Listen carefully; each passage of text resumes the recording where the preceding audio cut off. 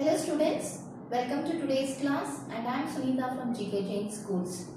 Students, today I am going to teach you a prose lesson from the 12th standard English textbook, Unit 2.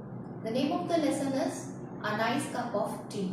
This lesson is written by the author Eric Arthur Blair, well known by his pen name George Orwell. In this lesson, the author has come up with 11 golden rules for the preparation of a nice cup of tea. So first students, will see the introduction about the author followed by the summary of the lesson. About the author, Eric Arthur Blair, born on 25th June 1903, died on 21st January 1950. Better known by his pen name George Orwell, was an English novelist, essayist, journalist and critic whose work is marked by clear prose, awareness of social inequity, opposition to totalitarianism and candid support of democratic socialism. Orwell wrote literary criticism, poetry, fiction and polemical journalism. He is best known for the allegorical novella Animal Farm and the dystopian novel 1984. In 2008, The Times ranked him second on a list of the 50 greatest British writers since 1945. Summary of the lesson: A Nice Cup of Tea by George Orwell. Tea is one of the mainstays of civilization in India, China, UK, Japan, Australia and New Zealand. It is curious because the best manner of making it is the subject of violent disputes. For George Orwell, it is a national issue. Orwell himself went through a great deal of trouble in importing tea to drink personally. This essay is probably a reflection of his passion of preparing and drinking tea. It is a discussion on the craft of making a cup of tea. Missing entry in the cookery book. Tea is not mentioned in the cookery book. There may be sketchy references on the instructions about the process of making tea. Tea making a subject of controversies. The author admits that tea is a mainstay of civilization of UK, Australia, New Zealand and in Ireland. What is the best manner of making a nice cup of tea is the subject of violent disputes between tea lovers. So, the author has come up with 11 golden rules for preparation of a nice tea. Firstly, the author prefers Indian to Chinese tea. The Chinese tea is economical in the sense one can drink it without milk.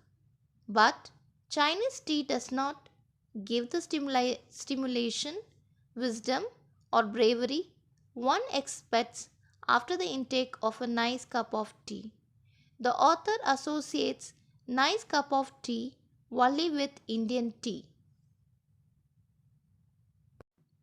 Secondly, tea ought to be made in small quantities, that is, in a teapot. Tea made in urn is tasteless. Army tea made in cauldron tastes of grease and whitewash. Teapot should be made of china clay or earthenware. The tea produced with silver or Britannia ware and enamel pots is always inferior in quality. However, he agrees that the tea made in pewter teapots is not so bad. Thirdly, the pot should be warmed beforehand. This could be done better by placing the teapot on the hob than by swilling it out with hot water. Fourthly, tea must be strong. 6 heaped teaspoons of leaves would be right if quarter holding pot is to be filled with water to the brim. Maybe it is idle when rationing of tea leaves is done. But 1 cup of strong tea is better than 20 weak ones. True tea lovers, as they age, want to take stronger tea, and hence extra rationing of tea is done in ration shops for old age pensioners. Fifthly, tea should be put straight into the pot. Muslin bags and strainers or other devices imprison tea. Baskets meant for filtering tea leaves are harmful. One can swallow tea leaves in considerable quantities. Loose tea in the pot is an indicator of quality. Sixthly, one should take the teapot to the kettle. The water should be boiled at the moment of impact, that is, while pouring it. Some maintain that tea should be poured from freshly boiled water, which makes no differences.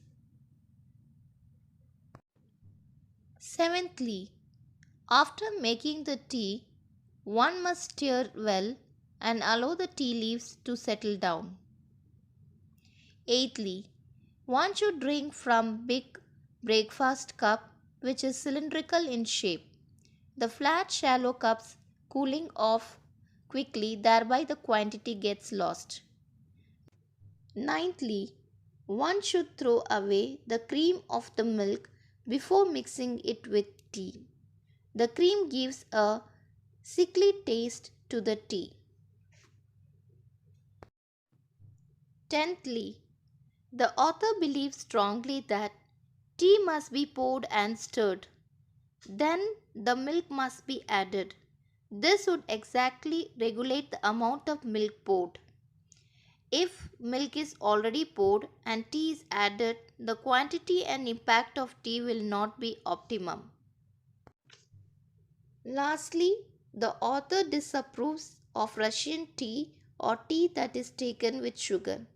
He doubts the sanity of the choice of a tea with sugar, as it would really spoil the taste of tea.